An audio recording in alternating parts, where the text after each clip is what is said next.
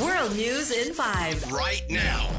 News and developments making headlines around the world in 5 minutes. World News in 5. Here on Radyo Pilipinas World Service.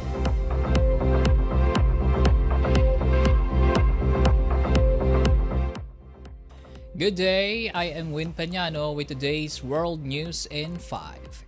Iran's new Supreme Leader Mojtaba Khamenei says Tehran will continue fighting and keep the Strait of Hormuz closed as leverage against the United States and Israel.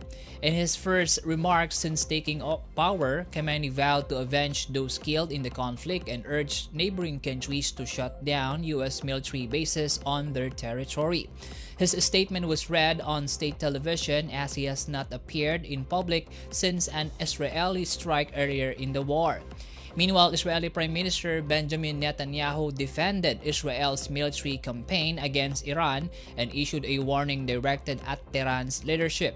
The escalating conflict has already claimed several lives and rattled global markets, with oil prices climbing to around $100 a barrel amid fears of prolonged supply disruption.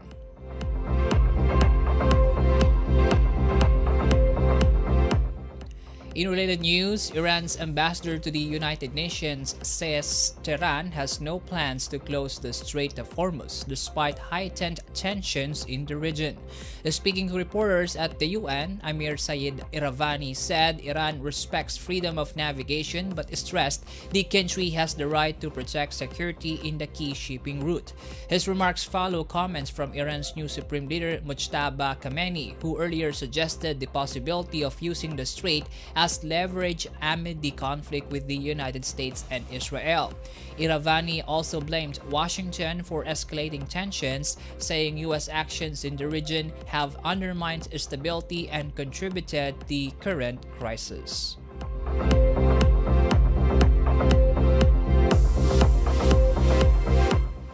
The United States and its Western allies clashed with Russia and China at the United Nations Security Council over Iran's nuclear program and the ongoing war in the Middle East. During the meeting, U.S. envoy Mike Waltz accused Moscow and Beijing of trying to shield Tehran by blocking the work of a sanctions monitoring body on Iran. Russia's ambassador Vasily Nebenzia rejected the claims, accusing Washington and its allies of exaggerating concerns about Iran's nuclear ambitions to justify military action. China's representative Fu Kong also criticized the United States, calling it the instigator of the current crisis. Meanwhile, Iran maintains that its nuclear program remains strictly peaceful.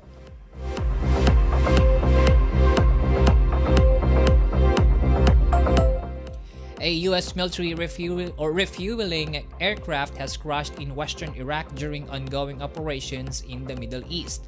In a statement, United States Central Command said the Boeing KC-135 Stratotanker went down while operating in friendly airspace as part of Operation Epic Fury, the U.S. campaign targeting Iran.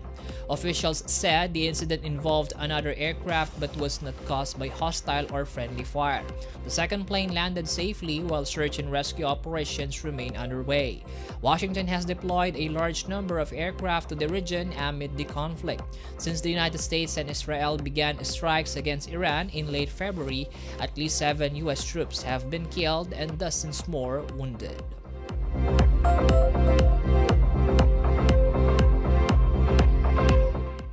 And that concludes today's World News in 5. For Radyo Pilipinas World Service, I am Peñano. Good day.